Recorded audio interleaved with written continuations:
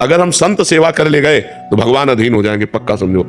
श्री हरिपाल जी नाम के एक महाभागवत हुए हैं, उनके गुरुजी ने जब उन्होंने प्रश्न किया कि मुझे भगवान का साक्षात्कार गृहस्थी में रहते हुए कैसे हो जाएगा, तो उन्होंने कहा कि अगर भक्तों की सेवा बन जाए, संतों की रोज सेवा हो, तो एक दिन भगवान स्वयं मिलने आ जाएंगे। तो उन्होंने अपने गुरु वचनों का पालन किया, संत सेवा प्रारंभ कर दी। तो अब जहाँ किसी संत की सेवा होती तो वो संतों से कहता यार कभी उधर जाना तो हरिपाल जी के यहाँ जरूर जाना, बहुत सुंदर संत सेवा करते हैं, बड़े सुंदर भगत हैं वो। अब वहाँ संतों की मंडलियां आने लगी, अर्थ सीमित था, धीरे धीरे सब संत सेवा में, यहाँ तक हालत हो गई कि अब संत आए तो अब उनका भोजन प्रसाद कैसे हो। तो उन्होंने विचार किया कि अब मैं चोरी करूंगा। जंगल का रास्ता था तो खड़े हो जाते और जो निकलता, मारते नहीं थे पर दूर से भाला दे, अगर कंठी तिलक है तो नहीं, और रामकृष्ण बोल दिया तो नहीं, अरे राम तो फिर जाओ, फिर चोरी। जो रामकृष्ण ना बोले और जिसके कंठी तिलक ना हो, और विचार किया कि उसका भी मंगल हो जाएगा, तो ₹1, ₹2, ₹4 जो मिलता उससे जाके अन्न लाते और संत को पवाते। अब ये धीरे धीरे प्रचार प्रसार हो गया कि अगर राम बोल दे, अगर गले में कंठी हो तो इधर चोरी नहीं होगी, नहीं तो चोर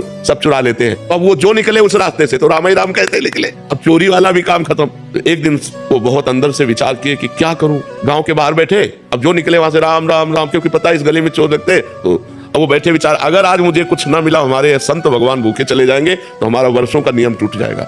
भगवान का चिंतन कर रहे थे, द्वारिकाधीश भगवान सजने लगे, ये हार, ये करधनी, ये बाजूबंद, सब स्वर्ण आभूषण। रुक्मिणी जी ने कहा प्रभु आज कहीं जा रहे हो क्या? बोले एक विचित्र भक्त है, उसके दर्शन देने जा रहे हैं। तो कहा प्रभु हम भी चलेंगे आपको? बोले जरूर चलो, पर पूरा श्रृंगार कर लो। रुक्मिणी जी ने भी पूरा श्रृंगार, भक्तमाल जी में चरित्र है, पर कहा देखो नाराज मत होना, हमारा भक्त विचित्र है और कोई भागवतिक चिन्ह नहीं, कोई तिलक नहीं, कोई कंठी नहीं, और परस्पर व्यापार की चर्चा करनी है। रुक्मिणी जी ने कहा ऐसा कौन भक्त की भगवान की चर्चा नहीं कर ली, तो कंठी तिलक नहीं, कोई भागवतिक चिन्ह नहीं, बस संसारिक वार्ता करनी।